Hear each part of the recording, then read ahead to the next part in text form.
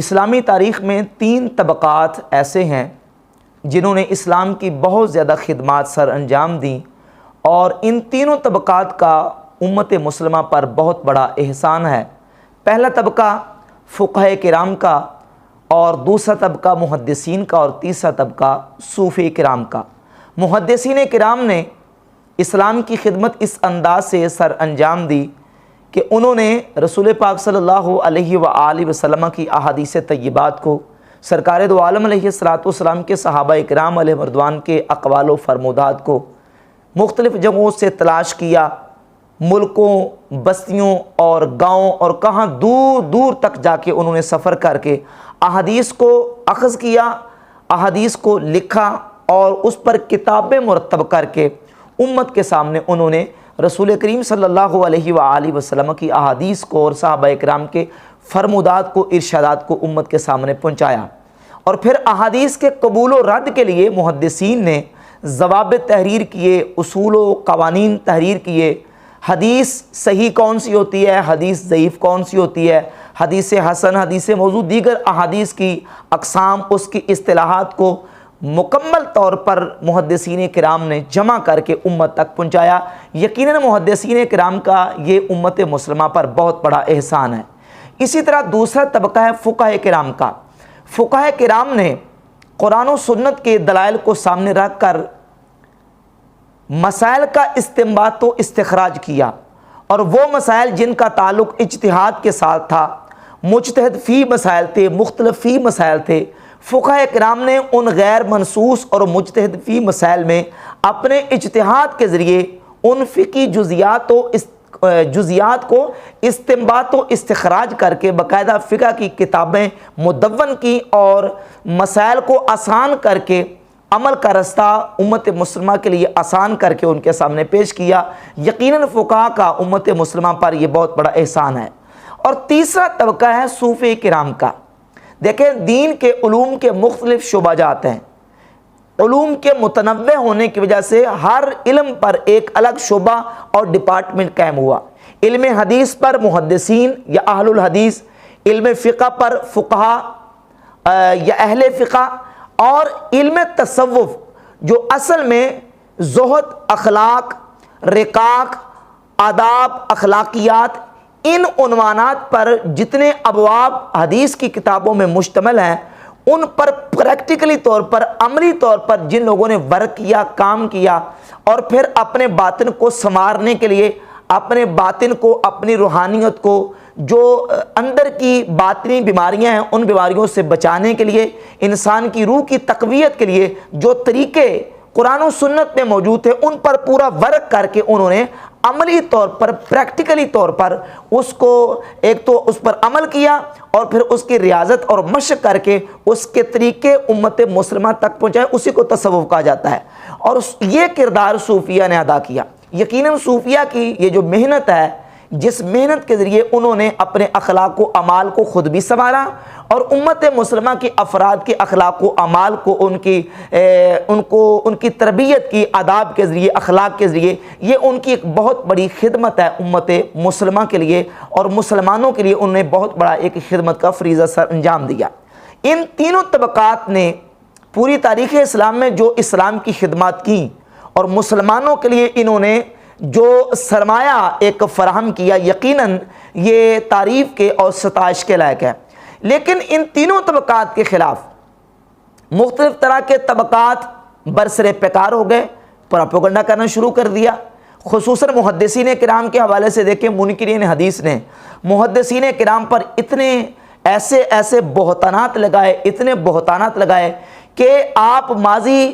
قریب کے منکرین حدیث کی کتابیں اٹھا کے دیکھ لیں، اور زمانہ حال کے منکرین حدیث کی کتابیں اٹھا کے دیکھ لیں، ان کتابوں میں منکرین احادیث نے محدثین کرام پر گستاخی رسول کے، اہانت رسول کے، اور توہین رسول تک کے جو فتوے ہیں وہ داغنے کی کوشش کی، اور ان کی اس خدمات کو پس پشت ڈالنے کی ناپاک جسارت کی ہے منکرین حدیث نے۔ ان میں سے بہت ساری کتابیں ہیں، جن میں سے آپ ماضی قریب میں ایک چھوٹی سی کتاب لکھی گئی تھی امام بخاری رحمۃ اللہ کے رد میں، قرآن مقدس اور بخاری محدث۔ سعید ملتانی چتروڑوی ایک ملتان کے دیوبندی عالم تھے، بیسک وہ دیوبندی تھے، انہوں نے انکار حدیث ہی کا ایک پہلو اختیار کرتے ہوئے امام بخاری رحمۃ اللہ علیہ کو اپنی کتاب قرآن مقدس اور بخاری محدث میں جگہ جگہ صفحے صفحے پر امام بخاری رحمۃ اللہ علیہ کو گستاخ رسول اور اہانت رسول کا مرتکب قرار دیا، نعوذ باللہ تعالی۔ اور اسی طرح یہ دیکھیں ڈاکٹر شبیر احمد ہے، ایک منکر حدیث، اس کی کتاب ہے اسلام کے مجرم۔ اس نے اسلام کے مجرم ثابت کرنے کے لیے سب سے پہلے جن ہستیوں کا حوالہ دیا ہے وہ محدثین کرام ہیں، امام بخاری، امام مسلم رحمۃ اللہ علیہ، امام ابو داؤد رحمۃ اللہ علیہ، امام احمد بن حنبل رحمہ اللہ، یہ تمام محدثین کی کتابوں کے حوالے دے کے ان کو نعوذ باللہ گستاخ رسول اور اہانت رسول کا مرتکب قرار دینے کی اس نے ناپاک جسارت کی ہے۔ وہ اتنی خدمات کر کے گئے اور ان منکرین حدیث نے ان پر شرک اور نعوذ باللہ کفر کے اور اہانت رسول کے فتوے داغے، اور ان کی ان خدمات جلیلہ کو اور ان کی ان خدمات کو نعوذ باللہ جو ہے وہ اس کا انکار کر کے اس کو پس پشت ڈالنے کی کوشش کی۔ ایسے ہی ایک طبقہ وہ ہے جنہوں نے فقہاء کرام علیہم رضوان کے خلاف ایک پورا پراپوگنڈا اور پورا محاذ شروع کر لیا، اور فقہاء کرام کی کتابوں سے ایسی کچھ چیزیں نکال کر فقہاء کرام پر جو نا وہ تبرہ کرنا شروع کر دیا اور ان کی خدمات کو مٹی میں ملانے کی ناپاک جسارت کی۔ اور ایک طبقہ وہ ہے جنہوں نے تیسرے طبقے صوفیاء کرام جو کہ اسلام کے بہت بڑے خادم ہیں، اس تیسرے طبقے کے خلاف ایک منفی پراپوگنڈا شروع کیا۔ زمانہ ماضی میں بھی اور زمانہ حال میں ہمارے اس دور میں یہ تحریک اپنے پورے عروج پر اور اپنے پوری جو ہے وہ پنجے گاڑ کے انہوں نے صوفی کرام کے خلاف ناپاک حملے کرنے شروع کیے، اور نعوذ باللہ صوفی کرام علیہ رضوان کے اس پاکیزہ شعبے کو، تصوف کو، دین تصوف کا نام دے کر یہاں تک کہنا شروع کر دیا کہ دین تصوف کا دین محمد الرسول اللہ صلی اللہ علیہ وآلہ وسلم کے ساتھ کوئی تعلق نہیں۔ یہ تصوف ایک الگ دین ہے اور رسول اللہ صلی اللہ علیہ وآلہ وسلم جو دین لے کے آئے ہیں وہ ایک الگ دین ہے، نعوذ باللہ تعالی۔ اب اندازہ کریں جس طرح منکرین حدیث نے انکار حدیث کر کے محدثین پر تبرہ کیا، فقہا کے منکرین فقہا پر تبرہ کیا، ایسے ہی صوفیاء اور مشائخ اور تصوف کے منکروں اور دشمنوں نے صوفی کرام پر اتنے رقیق اور ایسے جو وہ خطرناک حملے کیے ہیں کہ ان کے تصوف جیسے پاکیزہ شعبے کو ایک الگ سے دین جس کا رسول اللہ صلی اللہ علیہ وسلم کے دین کے ساتھ کوئی تعلق نہیں، ایسا دین قرار دے دیا۔ ان لوگوں میں سر فہرست جس شخصیت کا اس موجودہ دور میں نام آتا ہے وہ ہے مسٹر جاوید احمد غامدی۔ مسٹر جاوید احمد غامدی کی نئی تقریریں، پرانی تقریریں، آج سے 30-35 سال پرانی تقریریں بھی اس کی سوشل میڈیا پر موجود ہیں، جس میں مسٹر جاوید احمد غامدی نے تصوف جیسے پاکیزہ شعبے کو، جو کہ اصل میں حقیقت میں اسلام کے علوم میں سے ایک علم ہے، جس طرح اسلامی علوم میں سے علم حدیث ایک علم ہے، علم تفسیر ایک علم ہے، اور ایسے ہی علم فقہ ایک علم ہے، ایسے ہی تصوف یا زہد یہ علوم اسلامیہ میں سے ایک علم ہے، ایک شعبہ ہے۔ اس پاکیزہ شعبے کو جس کو حدیث کی کتابوں میں کتاب الزہد کے نام سے، کتاب الاخلاق اور کتاب الآداب اور کتاب الرقائق کے نام سے رسول پاک علیہ الصلوۃ والسلام کی احادیث اور صحابہ کرام کے اقوال اور ان کے اعمال کے ذریعے بیان کیا گیا ہے، اس پاکیزہ شعبے کو جس کو صوفیاء نے باقاعدہ مدون کر کے امت تک پہنچایا ہے، اس کو دین تصوف کا نام دے کے دین رسول اللہ صلی اللہ علیہ وسلم کے متوازی ایک الگ دین قرار دینے کی ایک جسارت کی ہے۔ مسٹر جاوید احمد غامدی نے یہ اپنا جو نظریہ پیش کیا ہے، اور مسٹر جاوید احمد غامدی کی اتباع میں ہی انجینئر محمد علی مرزا نے وہی باتیں صوفیہ کے خلاف کی ہیں جو آج سے 30-35 سال پہلے مسٹر جاوید احمد غامدی اپنے مختلف لیکچرز ریکارڈ کروا چکے ہیں، وہی باتیں۔ یا جس طرح منکرین احادیث نے اپنی کتابوں میں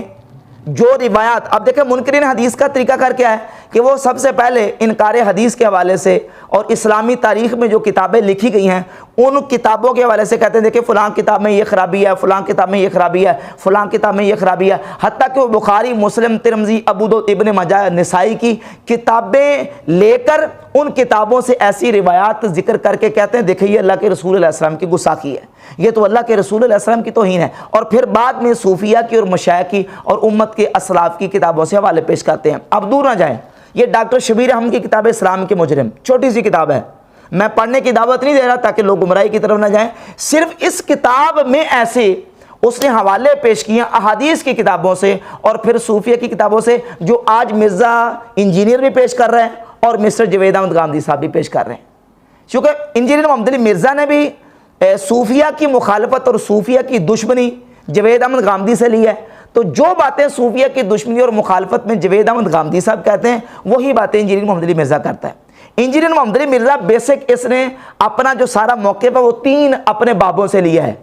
صحابہ کی دشمنی کی بات آئے، صحابہ کی مخالفت کی بات آئے تو وہ ساری باتیں یہ وہ کرتا ہے جو مولوی اسحاق جعلوی فیصل آبادی کرتا تھا،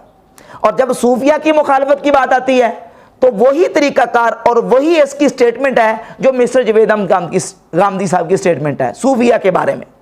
اور صوفیہ کو ختم نبوت کا نعوذ باللہ منکر قرار دیا جاوید احمد گامدی نے، اور یہ بھی ایسے ہی کرتا ہے وہی جاوید احمد گامدی کے طریقے پر۔ اور جب حنفیوں کی مخالفت اور دشمنی کی بات آتی ہے تو انجینئر محمد علی مرزا حنفیوں کی اور امام ابو حنیفہ رحمۃ اللہ کی مخالفت میں یہ فالو کرتا ہے اپنے بابے زبیر علی بابی مولوی کو۔ تو یہ 3 بابے ہیں جن 3 بابوں سے اس نے چیزیں جو ہے نا وہ لے کے تو اپنا ایک مذہب اور اپنا نظریہ جو ہے نا وہ اس کو پروان چڑھانے کے لیے ان سے استعانت اور امداد لی ہے، اور پھر آگے یہ چل رہا ہے۔ تو اس سلسلے میں یہ بات یاد رکھیں کہ جس طرح منکرین حدیث کا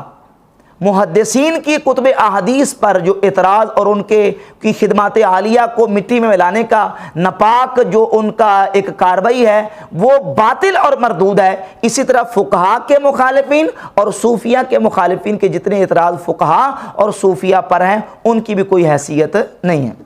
اور یہ بات یاد رکھیں کہ حدیث کی کتابیں ہوں یا فقہ کی کتابیں ہوں یا تصوف کی کتابیں ہوں، قرآن مجید کے علاوہ جب ہم دیگر کتابوں کی بات کرتے ہیں تو ہمارے ہاں کتاب کے اندر آنے والی ہر بات قابل قبول نہیں ہے، یہ نہیں کہ جس کتاب میں جو بات بھی ہے وہ قابل قبول ہے، بلکہ ایک کرائٹیریا ہے، ایک معیار ہے۔ اگر وہ بات اس دینی معیار پر پوری اترے، یعنی وہ کتاب اللہ کے مطابق ہو، احادیث متواترہ کے مطابق ہو اور اصول دین کے مطابق ہو تو وہ بات قابل قبول ہے۔ اگر وہ بات کتاب اللہ کے خلاف آ رہی ہے، وہ احادیث متواترہ کے خلاف آ رہی ہے اور دین کے اصولوں کے خلاف آ رہی ہے تو وہ بات اگر حدیث کی کتاب میں بھی ہو تو تب بھی قابل قبول نہیں ہے، وہ مردود ہے، اس کو رد کر دیا جائے گا۔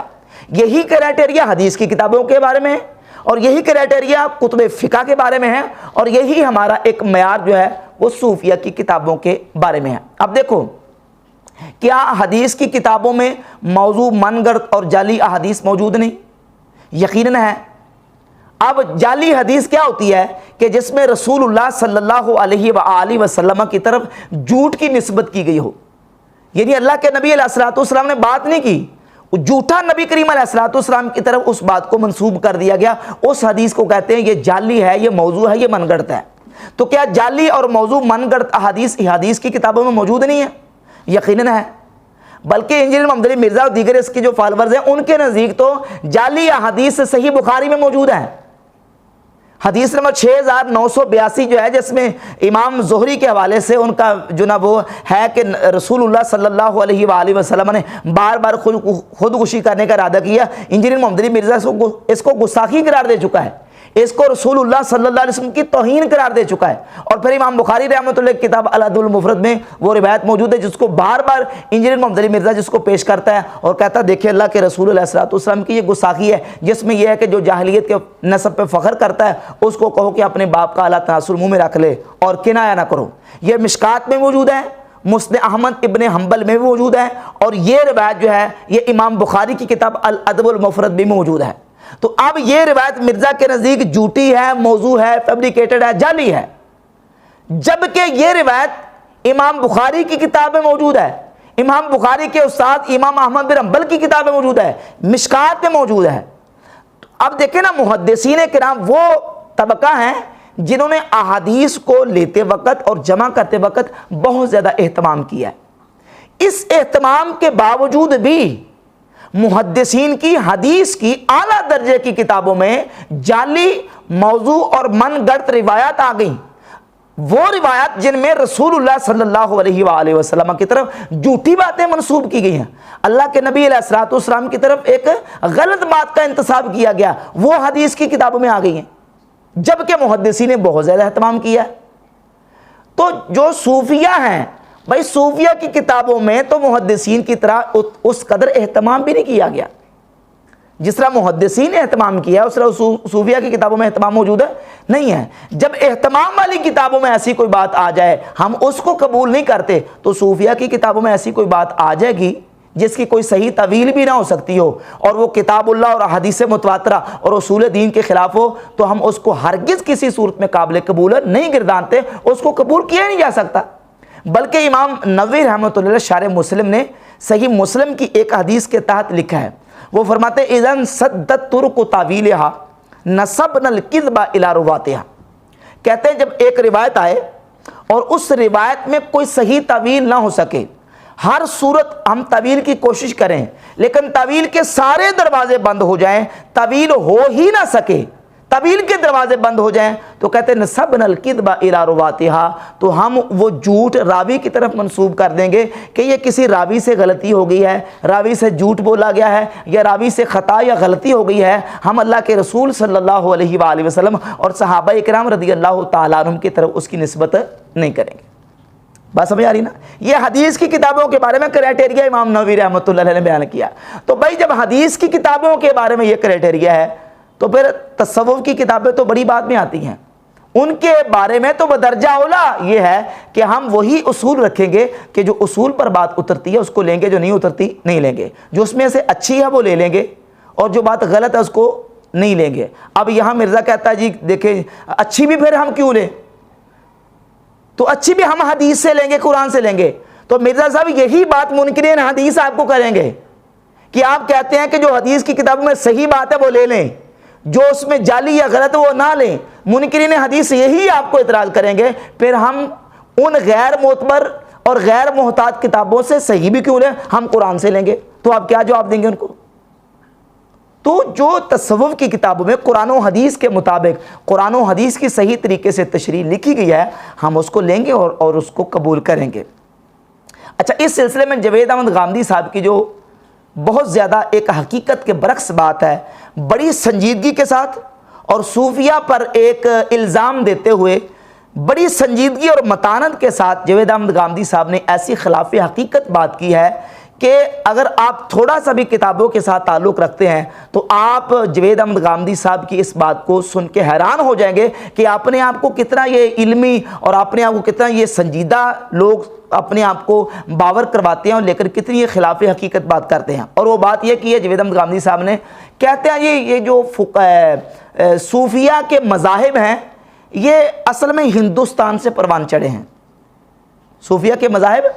ہندوستان سے پروان چڑھے ہیں۔ اب یہ کتنی مضحکہ خیز بات ہے اور کتنی تاریخ کی کتابوں سے لا علمی اور بے شعوری کی بات ہے کہ ہم اگر ان کتابوں کو دیکھیں جو اصل ماخذ ہے تصوف کا، تو یقین جانیں وہ ساری کتابیں تقریباً عربی زبان میں ہیں۔ آپ تاریخ اٹھا کے دیکھ لیں صوفیہ کی کتابوں کی۔ یہ کتاب ہے امام حارث المحاسبی رحمۃ اللہ علیہ کی رسالۃ المسترشدین،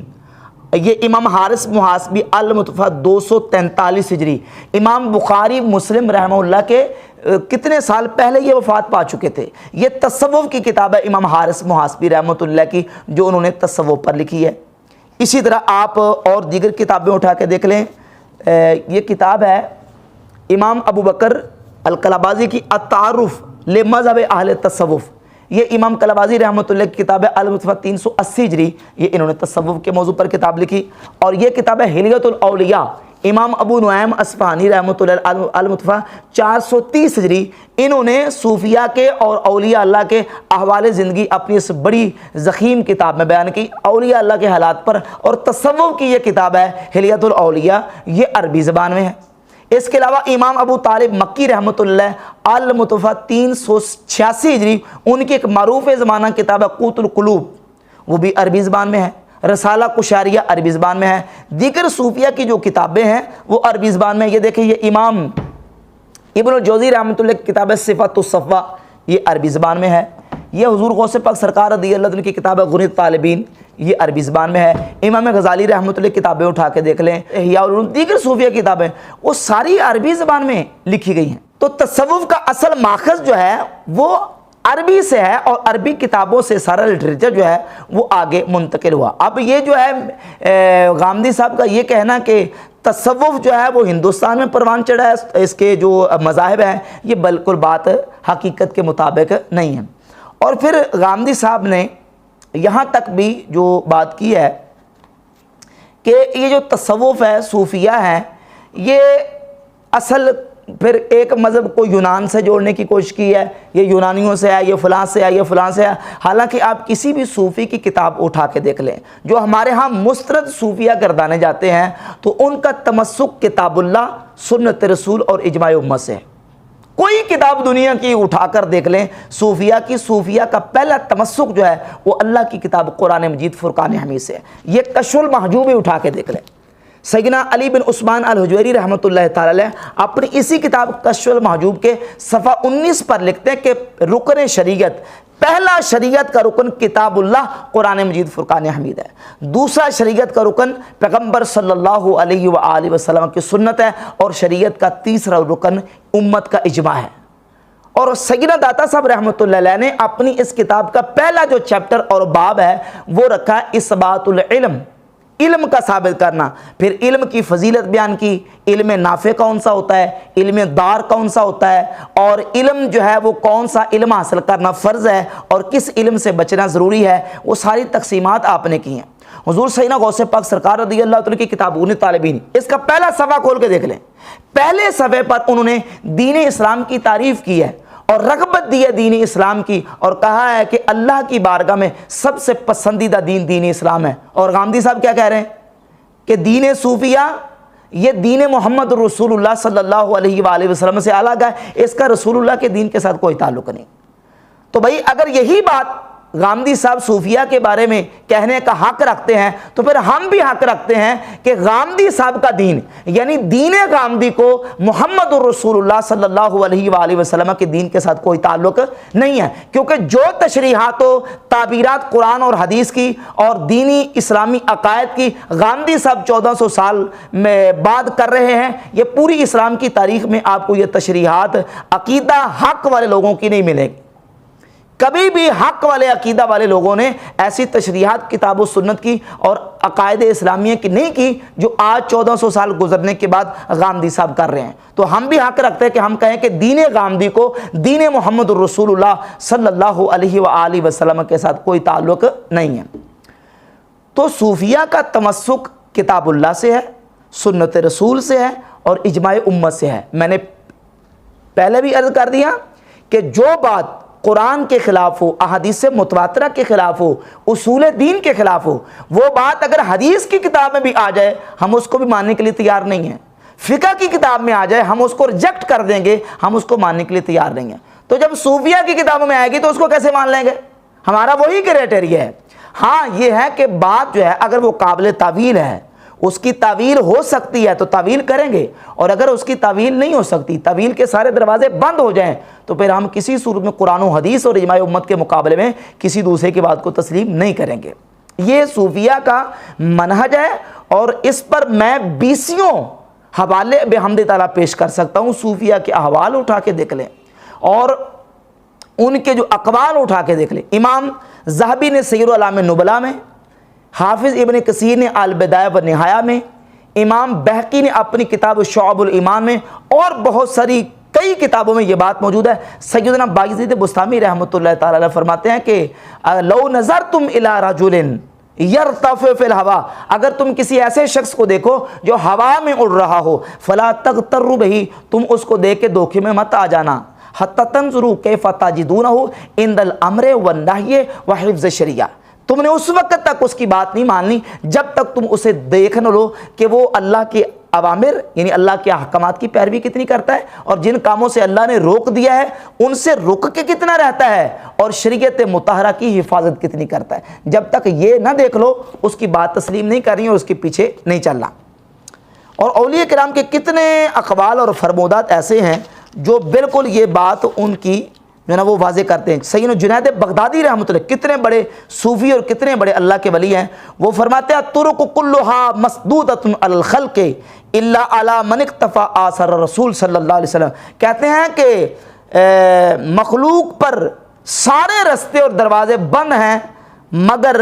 یہ کہ وہ رسول اللہ صلی اللہ علیہ وآلہ وسلم کے آثار کی پیروی کرے۔ جب وہ اللہ کے رسول علیہ الصلوۃ والسلام کے آثار کی پیروی نہیں کرتا تو فرماتے ہیں کہ اس پر کبھی بھی رستہ اللہ رب العزت جل شانہ کی معرفت کا نہیں کھل سکتا۔ اس طرح کے کتنے اقوال اور فرمودات ہیں جو صوفیاء کے اور اولیاء اللہ کے ملتے ہیں اور ان کا تمسک کتاب اللہ، سنت رسول اور اجماع امت سے ہے۔ اب دیکھیں کہ ایک طرف ہے غامدی صاحب کا نتیجہ اور ایک طرف ہے امام غزالی اور امام ابن الجوزی، جو ہزاروں کتابوں کے مصنف بھی ہیں اور مختلف دینی علوم میں مہارت تامہ رکھنے والے علم کے شاہ سوار ہیں، امام ابن الجوزی بھی اور امام غزالی رحمۃ اللہ علیہ بھی۔ اب امام ابن الجوزی ہی کو دیکھ لیں، انہوں نے ایک عرصہ تک صوفیہ کی مخالفت کی ہے، اس میں کوئی شک نہیں ہے،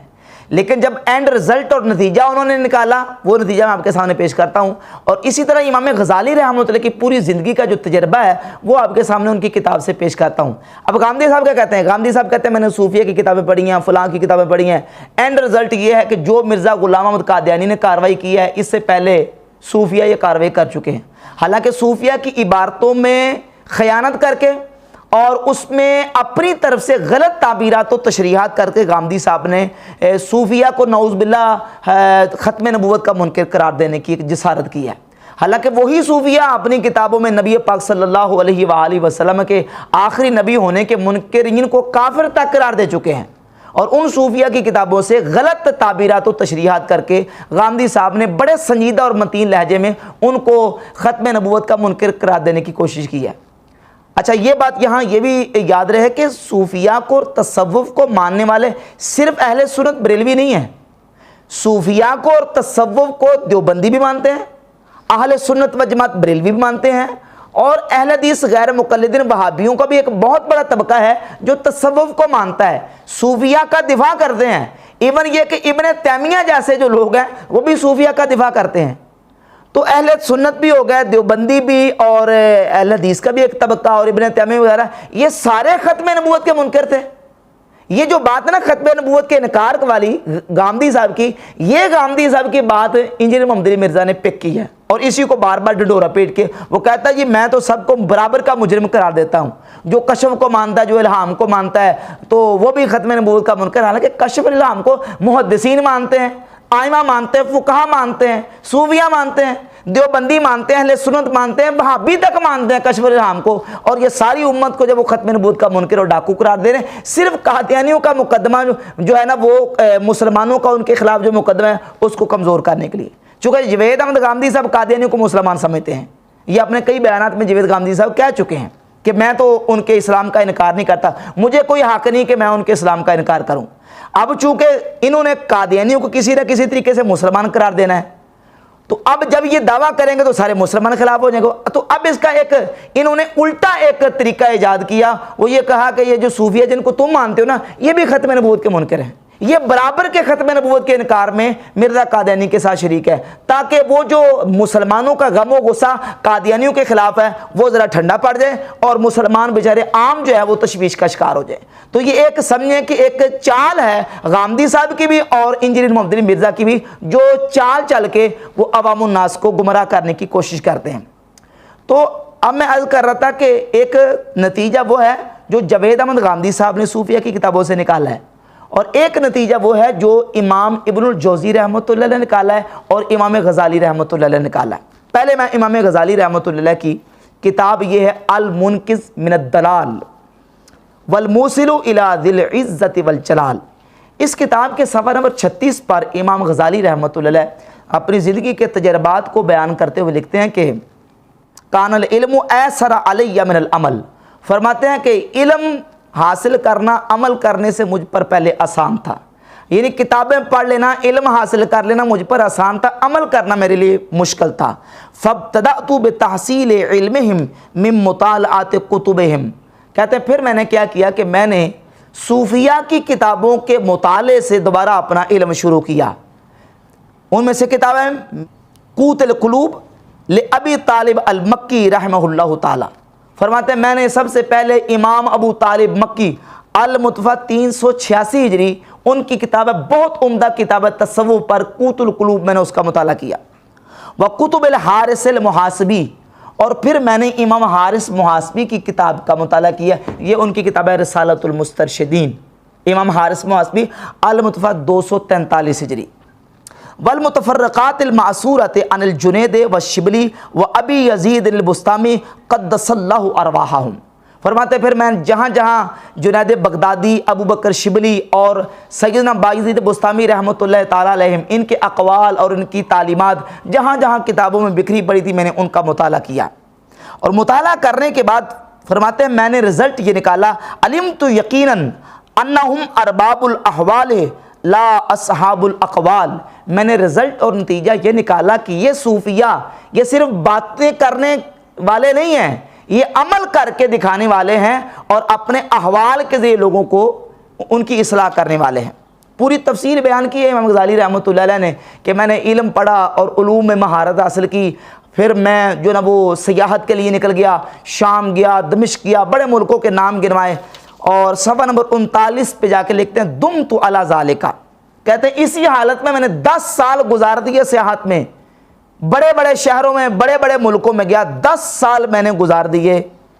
وانکشفت لی فی اثناء هذه الخلوات امور لا يمكن احصاؤها واستقصاؤها، فرماتے اس 10 سالوں میں ایسے ایسے امور مجھ پر منکشف ہوئے جن کا شمار کرنا اور گننا میرے بس کی بات نہیں ہے، میں گن ہی نہیں سکتا، اتنے امور مجھ پر منکشف ہوئے، والقدر الذی اذکرہ لینتفع بہ، کہتے ہیں کچھ ان میں سے میں آپ کے سامنے بیان کر دیتا ہوں تاکہ اس کا فائدہ ہو، اور وہ کیا بیان کیے، کہتے ہیں انی علمت یقیناً ان الصوفیہ ہم السالکون لطریق اللہ تعالی خاصہ، کہتے ہیں رزلٹ میں نے یہ نکالا کہ صوفیہ ہی وہ طبقہ ہیں جو اللہ کے رستے پر چلنے والے ہیں، اللہ کے رستے پر صحیح معنوں میں چلنے والے صوفیہ ہیں،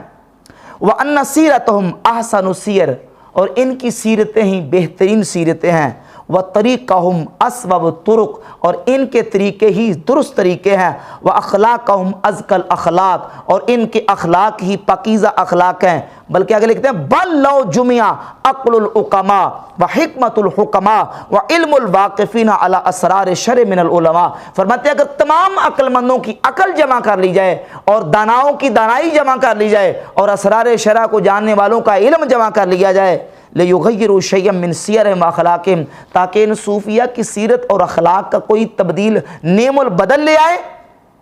فرماتے ہیں کہ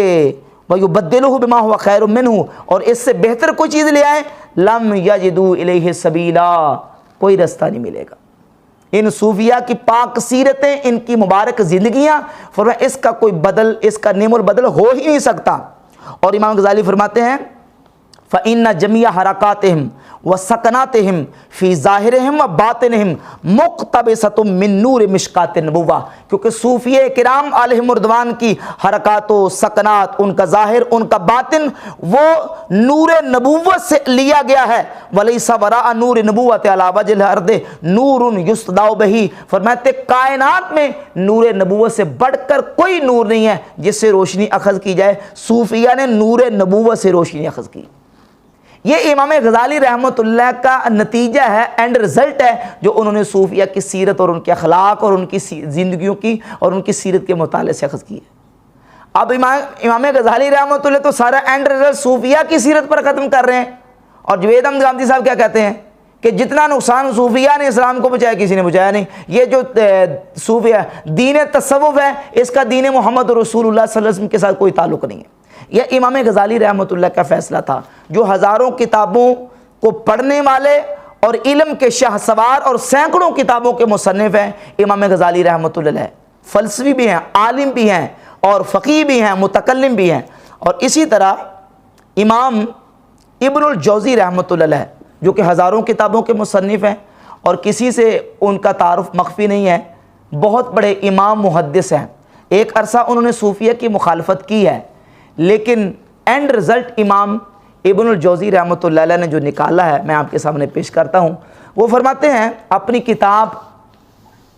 سید الخاطر صفحہ نمبر 165 المکتبۃ الاسریہ بیروت سے چھپی، لکھتے ہیں رأیت الاشتغال بالفقہ وسماع الحدیث لا یکاد یکفی فی صلاح القلب، کہتے ہیں میں نے دیکھا ہے کہ صرف حدیثیں سن لینا اور صرف فقہ کو پڑھ لینا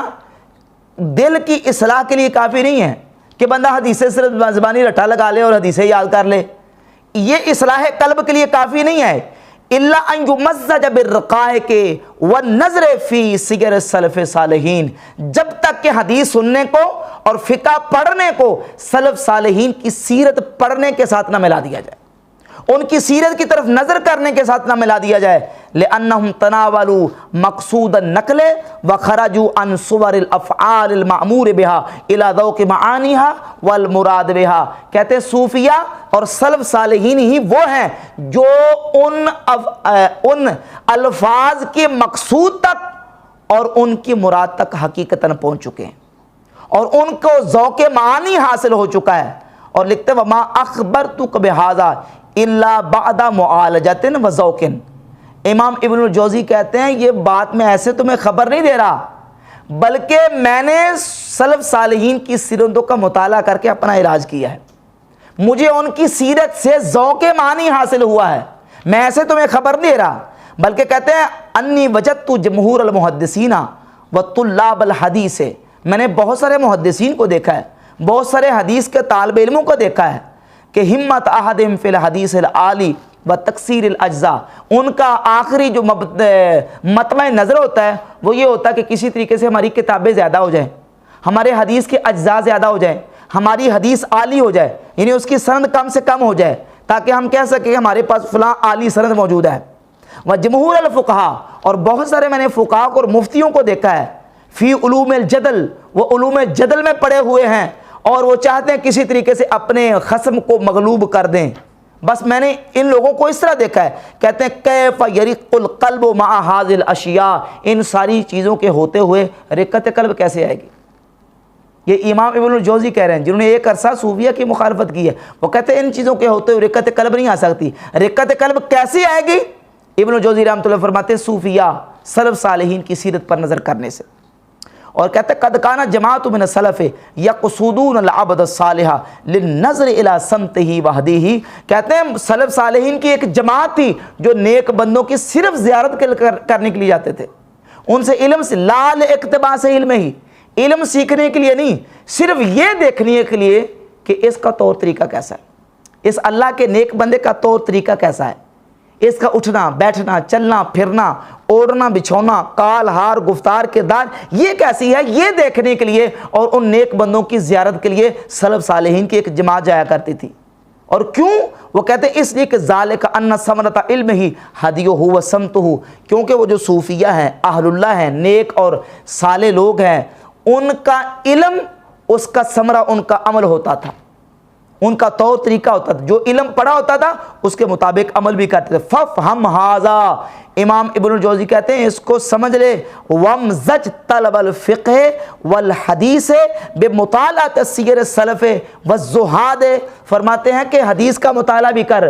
فقہ کا علم بھی سیکھ، لیکن اس کے ساتھ ساتھ سلف صالحین کی سیرت کا مطالعہ بھی کر، اپنے فقہ کو اور اپنی حدیث کے علم کو سلف صالحین کی سیرت کے مطالعے کے ساتھ ملا دے، لِيَكُونَ سَبَبًا لِرِقَّةِ قَلْبِكَ، تاکہ تیری رقت قلب کا سبب بن جائے۔ یہ امام ابن الجوزی رحمۃ اللہ علیہ نے اپنا نتیجہ اور اینڈ رزلٹ بیان کیا ہے صوفیہ کی اور سیرت سلف صالحین کو پڑھ کے، اور پھر باقاعدہ سے امام ابن الجوزی رحمۃ اللہ علیہ نے صوفیہ کی سیرت پر کتابیں لکھی۔ یہ کتاب ہے مناقب و احوال معروف کرخی،